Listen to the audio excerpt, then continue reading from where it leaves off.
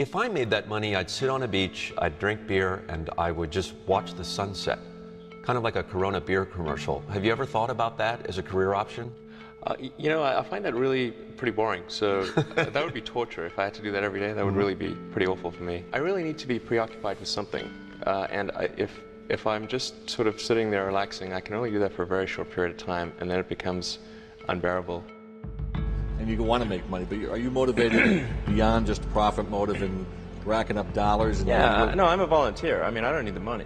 There's nothing, it's not like I'm sitting here saying, I wish I could buy such and such a thing. I could buy it. I get paid minimum wage, actually. I don't even get overtime. You know, I think my sort of drive to get it done is somewhat disconnected from hope, enthusiasm, or anything else. I actually just don't care about hope or enthusiasm, motivation. I just give it everything I've got, irrespective of what the circumstances may be. You just keep going and get it done. I think it's very difficult to start companies and quite painful. I think that's important to bear in mind. It's much easier to get a job somewhere. Much easier, much less stressful. You'll have more time for other things. But would you be happier? No, I wouldn't be. I'd be unhappier. So it's really like if you're sort of wired to do it, then you should do it, but not otherwise. It's not going to optimize your leisure time or anything like that. It's going to be extremely difficult and stressful. So you must feel compelled to do it. Let me put it this way: if you need inspiring words, don't do it. Yeah, I mean, it's really hard starting a company. I mean, you have to basically be prepared to work constantly. You know, from when you wake up to when you go to sleep. You have to be willing to deal with a lot of difficult problems and thorny problems, willing to deal with an enormous amount of stress.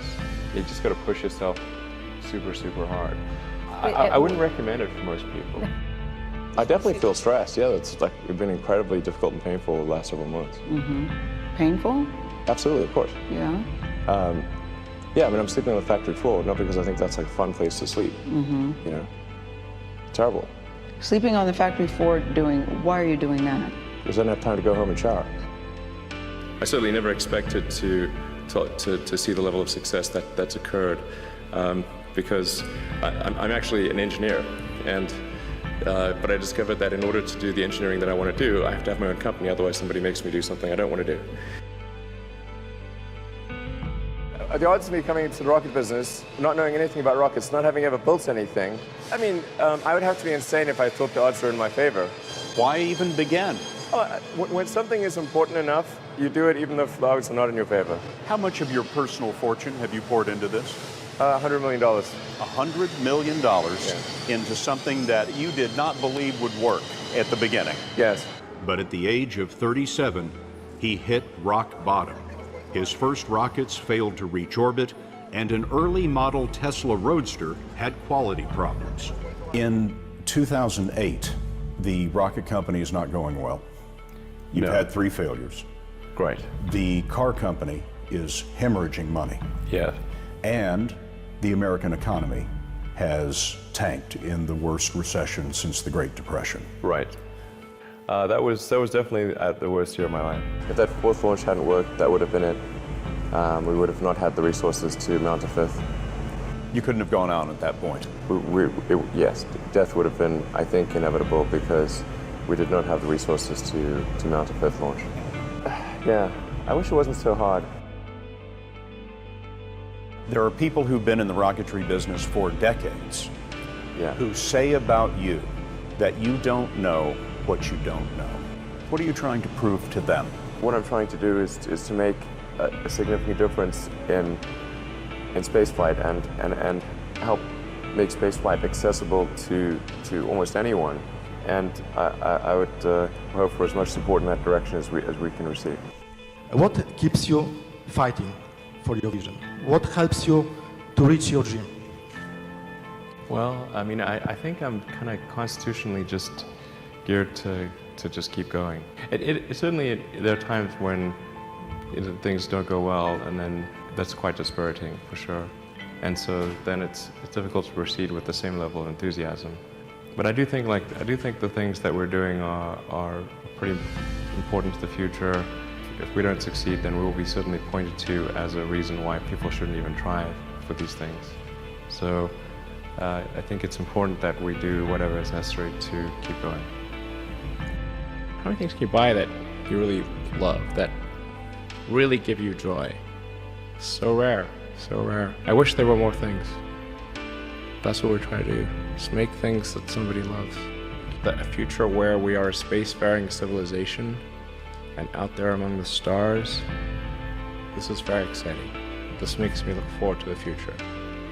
This makes me want that future.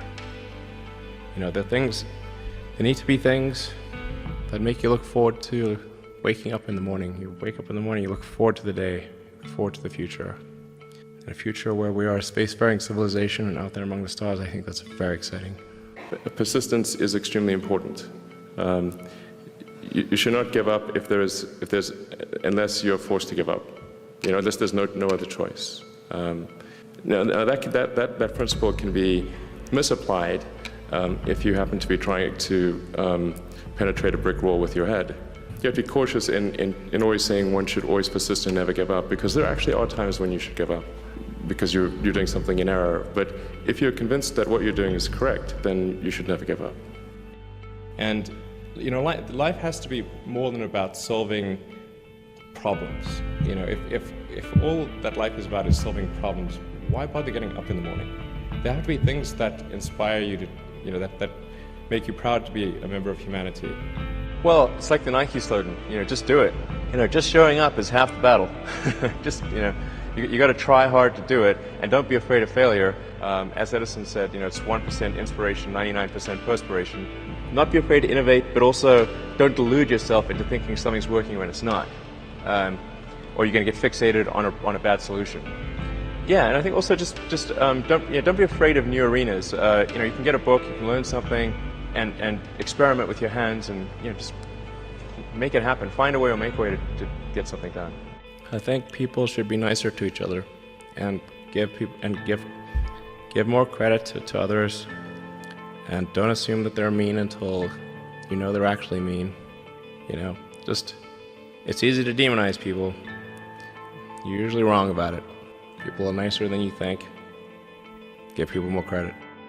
I'm probably not the guy that most people would bet on. Who wins? It's like a little kid fighting a bunch of sumo wrestlers. Usually the sumo wrestlers win. We're a little scrappy company. Every now and again, a little scrappy company wins. And I think this will be one of those times.